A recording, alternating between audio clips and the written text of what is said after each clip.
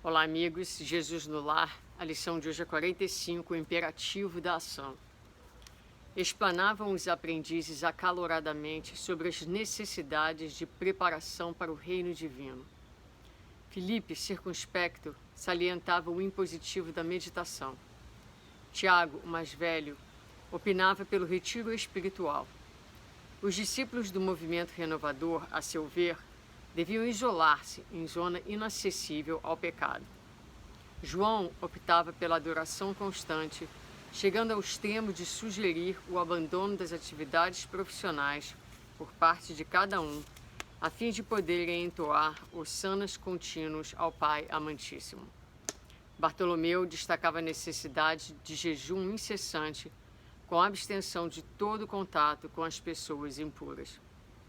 Chamado à manifestação direta pela palavra indagadora de Simão, Jesus perguntou nominalmente: Pedro, qual é a água que desprende miasmas pestilenciais? Sem dúvida, respondeu o apóstolo, intrigado. É a água estagnada, sem proveito. Sorridente, dirigiu-se ao filho de Alfeu, indagando: Tiago, qual é o peixe que flutua inerte na onda? É o peixe morto, Senhor. Redarguiu o discípulo desapontado. Bartolomeu, qual é a terra que se enche de matagais daninhos à plantação útil? O interpelado pensou e esclareceu. Indiscutivelmente é a terra boa desprezada, porque o solo empedrado e áspero é quase sempre estéril. O mestre, evidenciando sincera satisfação, concentrou a atenção em Tadeu e inquiriu: Tadeu, qual é a túnica que se converte em ninho de traça destruidora? É a túnica não usada. Endereçando expressivo gesto a Judas, interrogou: que acontece ao talento sepultado? Perde-se por inútil, Senhor. Logo após, assinalou com o olhar um dos filhos de Zebedeu e falou mais incisivo: Tiago, onde se acoitam as serpentes e os lobos? Nos lugares em ruína ou votados ao abandono. André, disse o Cristo, fixando o irmão de Pedro: qual é, em verdade, a função do fermento? Mestre, a missão do fermento é dar vida ao pão.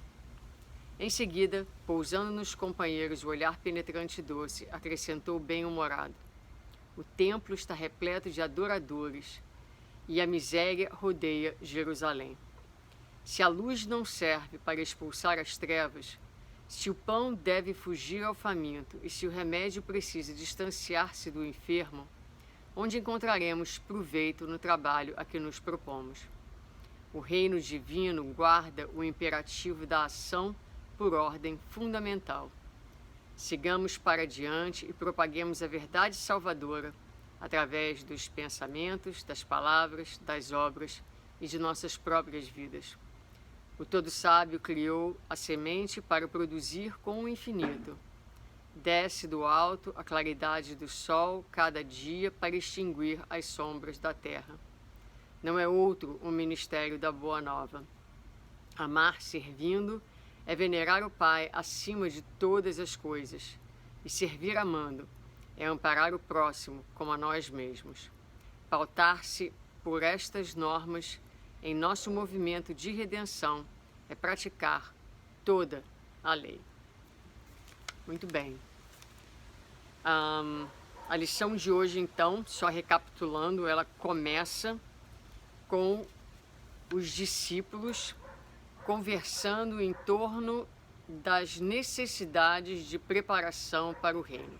Então, o que é necessário para que nós preparemos o reino dos céus dentro de nós, esse lugar de bênçãos, esse lugar de paz, esse lugar de centralidade, de conexão, de conexão com Deus, de conexão com Deus que é fonte com o essencial.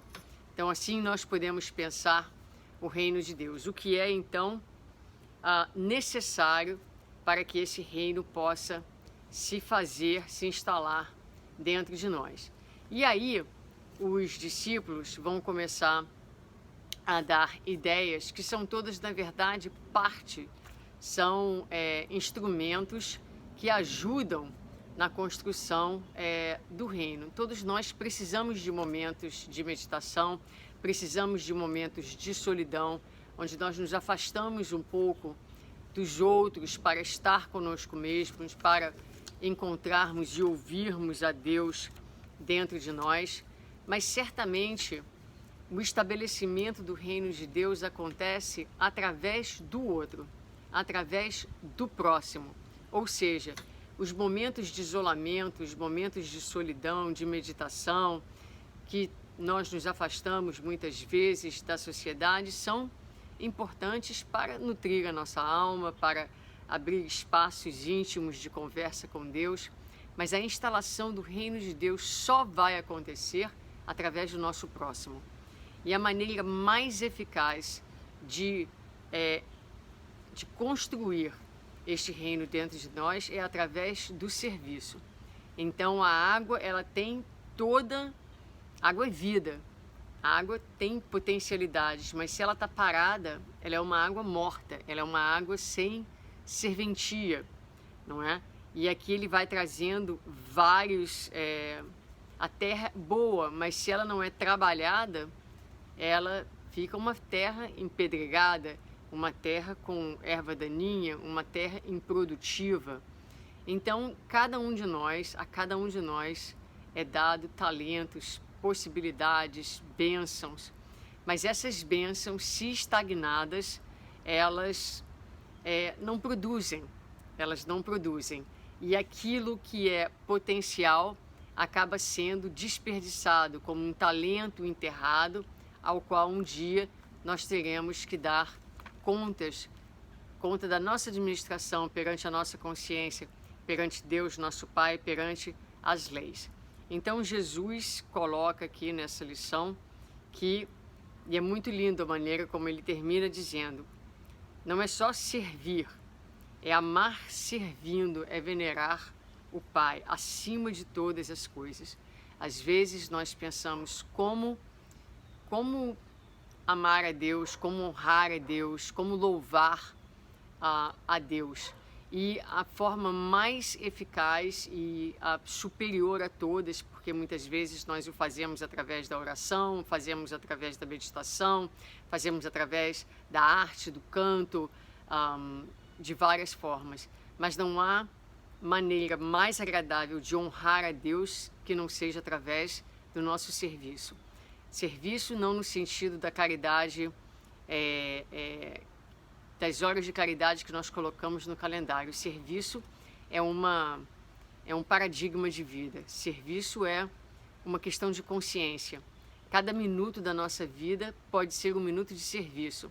Se nele nós enxergamos o próximo, se nele nós enxergamos além de nós, se nele nós conseguimos colocar a necessidade do outro à frente da nossa, se em cada minuto de serviço é um serviço que é feito não somente pela remuneração que o mundo naturalmente traz, mas pela remuneração interna, de se fazer o bem, de se cumprir a lei. Então, onde quer que nós estejamos, no nosso trabalho, na nossa família, em sociedade, nas horas de lazer, estamos sempre a serviço do Senhor. Essa precisa ser a nossa mentalidade para que todos os nossos potenciais, e cada um de nós tem esses potenciais, porque nós somos filhos de Deus, somos herdeiros da divindade, a divindade é a nossa essência. Então o que é importante para nós extrairmos o máximo da nossa vida, não são os momentos que nós dedicamos à caridade, mas é que a caridade seja o leme do nosso dia a dia, que o amor em movimento seja a intenção de cada manhã, de cada momento da nossa existência. Então fica aí o convite do Cristo, não é? Lembrando a nós o imperativo da ação. Ação enquanto serviço. Serviço que honra a Deus através das vias do amor. Vamos pensar como é que nós estamos empregando os nossos talentos e o quanto de sentimento está associado ao serviço que fazemos a cada dia. Porque no fim do dia, como diz a parábola dos trabalhadores da última hora, não é a quantidade de horas, mas é o sentimento e a qualidade do trabalho que a gente faz que vale, que tem um valor maior, não é? Às vezes a gente faz muita coisa, mas muita coisa sem a conexão real com o sentido daquele trabalho, daquela tarefa, muito centrados, muito egocentristas, fazendo para o nosso próprio ego e distanciados do valor real do serviço. Então, meus queridos, vamos caprichar, como diria a minha amada avó. Um grande beijo para vocês e sigamos!